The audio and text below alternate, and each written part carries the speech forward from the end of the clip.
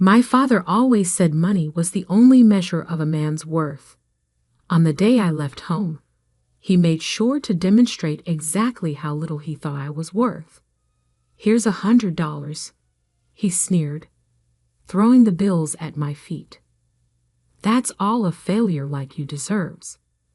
I was 22, fresh out of college with an engineering degree my parents hadn't bothered to attend the ceremony for. Standing in our expansive living room, my single suitcase packed with everything I owned, I watched the bills flutter to the marble floor like fallen leaves. The Harrison family fortune loomed around us. Crystal chandeliers, antique furniture, priceless art, all of it screaming old money and older pride. For generations, we'd been investment bankers, each son following his father into the prestigious halls of Harrison and Sons Investment Group. Until me. Engineering. My father had spat when I declared my major. Engineers are glorified mechanics. No son of mine will waste his life tinkering with machines. But I saw something they didn't. While they were counting their millions in traditional investments, I recognized that the future belonged to technology. The next great fortunes wouldn't be made in mahogany-paneled investment offices. They'd be built in garages and labs by people who understood how to merge innovation with opportunity. My mother stood by the grand staircase, martini in hand at barely noon. "James, darling, there's still time to fix this. Come back to the firm. Your father can smooth things over with the board." I looked at her, really looked at her, seeing the practiced smile that had never quite reached her eyes. Growing up, I'd watched her measure her worth by the size of her diamond rings, each one larger than the last, as if trying to fill some void that kept expanding. "No, Mother, I'm done trying to be what you want." My father's face turned that dangerous shade of red I'd grown up fearing. "Then get out. You're no longer a Harrison. The trust fund, the connections, the legacy, you're throwing it all away for some foolish dream."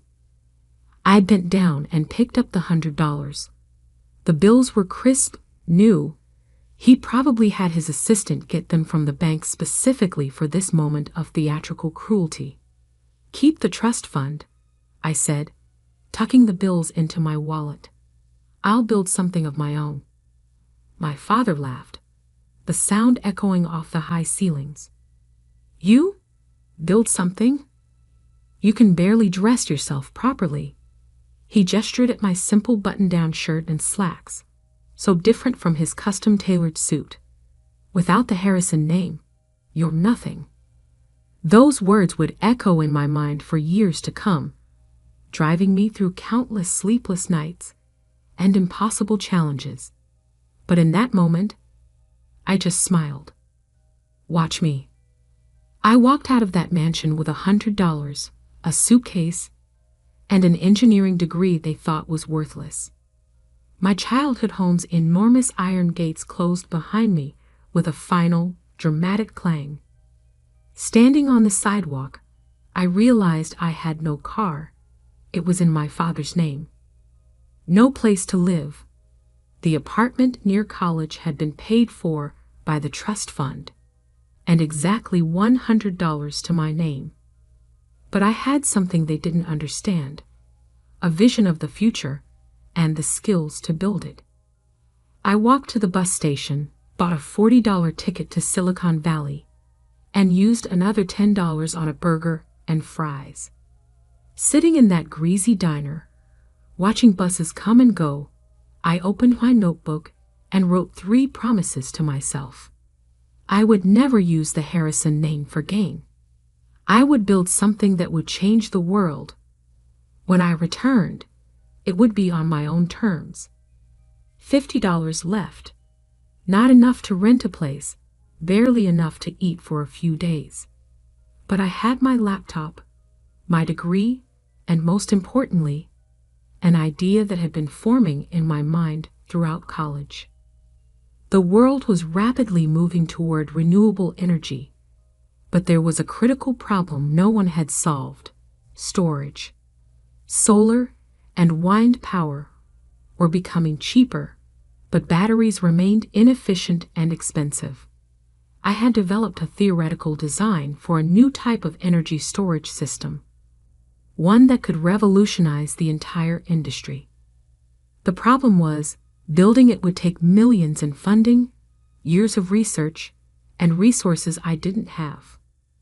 My professors had called the idea brilliant but impractical. My father had called it delusional. I called it my future. As my bus pulled away from the station, I watched my hometown disappear into the darkness. I'd spent 22 years trying to be the son they wanted. Now it was time to become the man I was meant to be. Little did I know that this $100 journey was the beginning of a story that would reshape the entire energy industry. In 10 years, I would build a company worth billions, revolutionize how the world stored and used energy, and return home not as the prodigal son, but as someone they never imagined I could become. But first, I had to survive Silicon Valley with $50 and a dream that wouldn't die. Silicon Valley wasn't the gleaming tech paradise I'd imagined. My first night, I slept on a bench in a park in Palo Alto, using my laptop bag as a pillow and my jacket as a blanket. By morning, my $50 had become $30 after buying a cup of coffee and a bagel at a local cafe. But that cafe changed everything. "You're going to get robbed sleeping out there," the barista said, watching me try to stretch my coffee for hours while using their Wi-Fi. Her name was Maya, and instead of kicking me out, she offered me a deal: help fix their constantly breaking espresso machine, and I could sleep in the storage room after hours. I fixed their machine in 20 minutes. The owner was so impressed, he offered me a part-time job doing maintenance work. Just like that, I had income and a place to sleep, even if that place was a room full of coffee beans and paper cups. During days, I worked at the cafe. During nights, I refined my energy storage designs, using the cafe's Wi-Fi to research patents and technology trends. Maya would sometimes bring me leftover pastries, peek at my complex diagrams, and ask questions that actually helped me clarify my thinking. "So basically, you're building a better battery?" she asked one night. "Not exactly," I explained, showing her my sketches. "Traditional batteries waste too much energy during storage and transfer. My design uses a new type of molecular structure that could store energy at almost 100% efficiency." She stared at the diagrams. "And why isn't anyone else doing this?" "Because it's theoretically impossible," I grinned. "But I think I found a way." 3 months of cafe work gave me enough savings to rent a tiny room in a shared house with 5 other tech dreamers. It wasn't much, but it had a desk where I could work. I also started freelancing as a technical consultant, helping local startups with engineering problems. That's how I met David Chen. "Your solution for our power management issue saved us months of work," he said after I'd helped his startup fix a critical hardware problem. "What else are you working on?" I hesitated, then decided to take a chance. I showed him my energy storage designs. David was silent for a long time, staring at my detailed technical specifications. Finally, he looked up. "This could change everything, but you'll need serious funding to build a prototype." I know. I didn't tell him about my family's wealth, about the trust fund I'd walked away from. "I'm working on it." David proved to be more than just another client. He introduced me to Dr. Sarah Wong, a leading researcher in molecular engineering at Stanford. She spent 6 hours grilling me about my designs, trying to find flaws in my theories. "It's ambitious, she finally said. Maybe impossible. But if it works, she paused. I have some connections at Berkeley's Energy Research Center.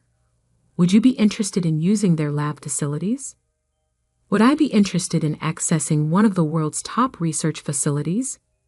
Yes, I managed to say calmly. I would. For the next year, I worked 4 jobs. Cafe maintenance in the mornings, freelance consulting during the day, research at Berkeley's labs in the evenings, and refining my designs late into the night. I lived on energy drinks and determination. Then came the breakthrough. It happened at 3 a.m. in the Berkeley lab.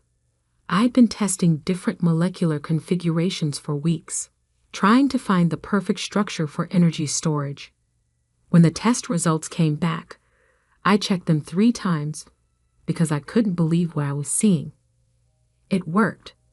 The prototype stored energy at 98.7% efficiency, nearly perfect energy transfer, something that was supposed to be impossible.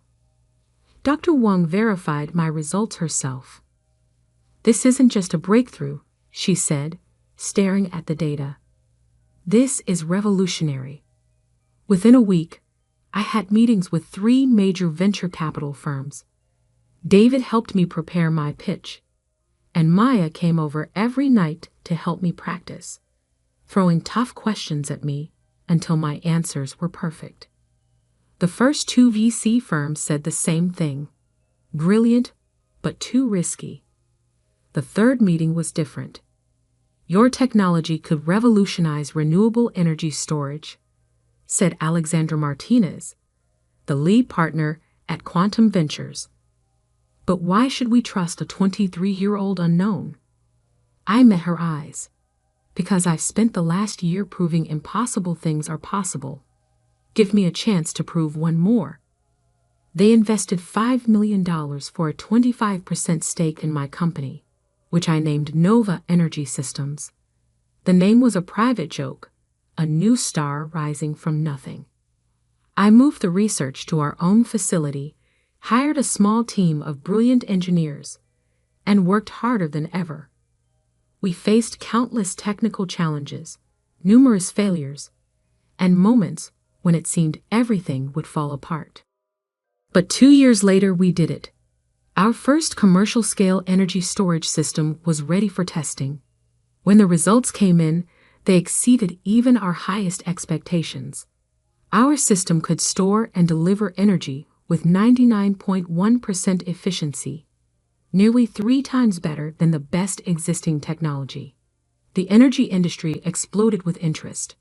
Solar and wind power suddenly became not just viable, but economically superior to fossil fuels. Every major power company wanted our technology. Nova Energy Systems went public 3 years after that first VC investment. The stock price doubled on the first day. By the end of the week, my stake in the company was worth over $100 million. I bought my first suit since leaving home, not from the expensive tailor my father used, but from a boutique that catered to tech executives. Maya, now our head of operations, helped me choose it. Planning to show off for someone, she asked with a knowing smile. No, I said, adjusting the perfectly fitted jacket, but I think it's time to pay a visit home. I hadn't spoken to my family in 5 years. Through business news and social media, I knew Harrison & Sons Investment Group was struggling. Traditional investment banking was dying, disrupted by financial technology and changing markets. They needed to adapt, to invest in new technologies. Exactly what I had tried to tell them years ago. Now they were facing their biggest crisis yet. A hostile takeover attempt by a mysterious tech-focused investment firm. What they didn't know was that the firm, Digital Horizon Capital, was a subsidiary of Nova Energy Systems, my company. I booked a flight home, my $100 million net worth a far cry from the $100 I'd left with. But I wasn't going back to reconcile or to gloat. I was going back to buy the company that had declared me worthless. Maya caught me staring at my old family photo before I left. Are you sure about this? I tucked the photo away. They taught me that money was the only measure of worth. Time to show them exactly what I'm worth. I didn't know then that my return would shake the Harrison family to its core, that my revenge would be both sweeter and more complicated than I'd imagined, or that the $100 lesson they taught me would end up costing them everything. But I was about to find out. The Harrison and Sons Investment Group headquarters hadn't changed. The same imposing limestone building, the same gold lettering, the same air of old money arrogance. But this time, I walked in through the front door not as the disappointing son, but as the CEO of the company trying to acquire them. Mr. Blake here to see the board, I told the receptionist, using the name I'd adopted after leaving. She directed me to the top floor, not recognizing the prodigal son returning home. The Harrison boardroom was exactly as I remembered. Dark wood paneling, oil paintings of past chairmen, the family crest carved above the fireplace. I played under that table as a child, listening to my father negotiate deals and destroy competitors. Now I sat at the head of that table, waiting. They filed in one by one, board members, executives, and finally, my father. He'd aged more than 5 years should allow. His once commanding presence diminished by stress and failing fortune. He didn't recognize me at first, his eyes sliding past me as he took his seat. Gentlemen, I began, I'm here representing Digital Horizon Capital regarding our offer to acquire Harrison and Sons. We're not interested in being acquired by some tech upstart, my father snapped, still not really looking at me. Harrison and Sons has stood for 150 years and will collapse within 5 if you don't adapt. I cut in, letting my natural voice replace the carefully neutral tone I'd been using. Isn't that right, Father? The room went deadly silent. My father's face went from red to white as recognition dawned. James? Hello, Father. Miss me? One of the board members, old Mr. Peterson, who'd known me since childhood, actually gasped. Little James Harrison? Actually, it's James Blake now, I corrected him. And I'm here to discuss the future of this company. My father's shock turned to anger. This is some kind of trick. You're working for Digital Horizon? I smiled. No, Father. I own Digital Horizon. It's a subsidiary of Nova Energy Systems. I enjoyed watching their faces as the connection hit them. Yes, that Nova Energy Systems. The company revolutionizing energy storage technology worldwide. Impossible, my father whispered. You left with nothing. No, I said softly.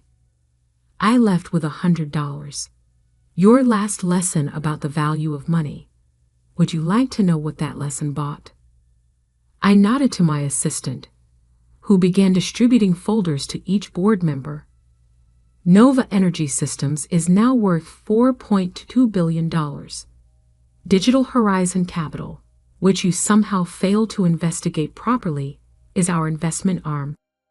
Over the past year, we've been quietly buying Harrison and Sons stock through various shells and subsidiaries. I opened my home folder. As of this morning, we own 45% of your shares.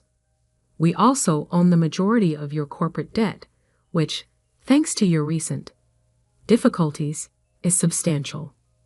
The blood drained from my father's face as he realized the full scope of what I'd accomplished. The son he'd thrown away had returned to take everything. The offer is simple, I continued. Harrison and Sons will be absorbed into Digital Horizon. The family name will be retired. The board will be dissolved. I paused, looking directly at my father. And you will step down, effective immediately. "You can't do this," he sputtered. "The family legacy. The family legacy is dying." I cut in sharply. "Your investment strategies are outdated, your technology is ancient, and your arrogance has blinded you to the changing world. I tried to tell you this 5 years ago, but you were too proud to listen." Mr. Peterson cleared his throat. "James, surely we can discuss this. You're still a Harrison." "No," I said firmly. "You all made it very clear that I stopped being a Harrison the day I chose to build something new instead of clinging to something old. I'm not here for reconciliation. I'm here for business." I stood up, straightening my custom-made suit that cost more than that first $100 1,000 times over. "You have 24 hours to accept the offer. If you refuse, Digital Horizon will call in all outstanding loans immediately. Harrison and Sons will not survive the week." My father found his voice again. "You would destroy your own family's company? Everything we built?" "No, Father. You destroyed it with your stubborn refusal to change. I'm offering you a chance to save what's left. The jobs, the clients, the legacy you claim to care about so much. Whether that legacy bears the Harrison name is no longer your choice." I walked to the door, then turned back one last time. "Oh, and Father? Remember when you said money was the only measure of a man's worth?" I smiled coldly. "By your own measure, what am I worth now?" The next 24 hours passed in a blur of legal meetings and press inquiries. News of Nova Energy Systems' takeover bid had leaked, sending Harrison and Sons stock into chaos. My father tried to fight, of course, calling in old favors and trying to rally support. But I had anticipated everything. Every escape route was blocked. Every potential white knight was already aligned with us. Every financial lifeline was closed. The empire he'd spent his life protecting was now in my hands. They signed the papers the next day, in the same room where he'd once thrown $100 at my feet. As the lawyers finalized the details, my father approached me. He looked old, beaten, but there was something else in his eyes. Something that might have been respect, or perhaps just resignation. "You planned this," he said quietly. "All of it." "No, Father. You planned it the moment you decided my dreams weren't worth respecting. I just built something better than you could imagine." He nodded slowly. "And now? Will you destroy everything out of revenge?" I looked at him for a long moment. "No, I'm going to rebuild it into something that actually matters. Harrison and Sons will become part of a company that's helping to solve the world's energy crisis, not just moving money from one account to another. The fact that it's no longer yours is just poetic justice." As I turned to leave, he called out one last time, "James, that $100. I smiled. "Best investment I ever made, Father. It taught me exactly what I didn't want to become." The transition took 6 months.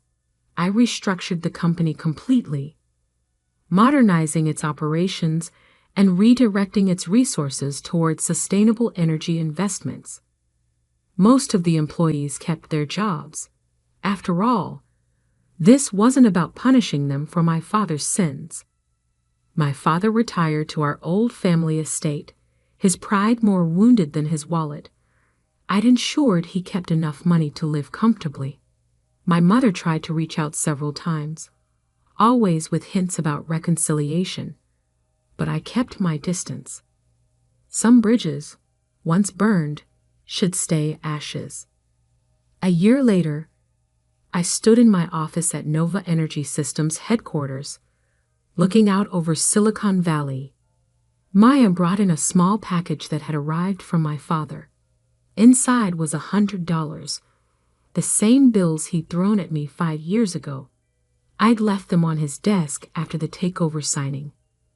With them was a note, You were worth more than I knew. I took the bills to the cafe where my journey had started. The same barista who'd once given me shelter was now a senior executive in my company, but the cafe still made the best coffee in Palo Alto. I left the $100 as a tip. Some might call it petty, using my success to take over my father's company. But I didn't do it for revenge. I did it because sometimes the only way to fix a broken legacy is to tear it down and build something better in its place. They say money can't buy happiness. But $100 taught me something more valuable. The true worth of a person isn't in their bank account or their family name. It's in what they choose to build with what they have. I built an empire, and I did it not because of the Harrison name, but in spite of it. The $100 I left with bought me something priceless. The freedom to become who I was meant to be. The millions I returned with, they just proved I was right all along. And that's worth more than any family fortune.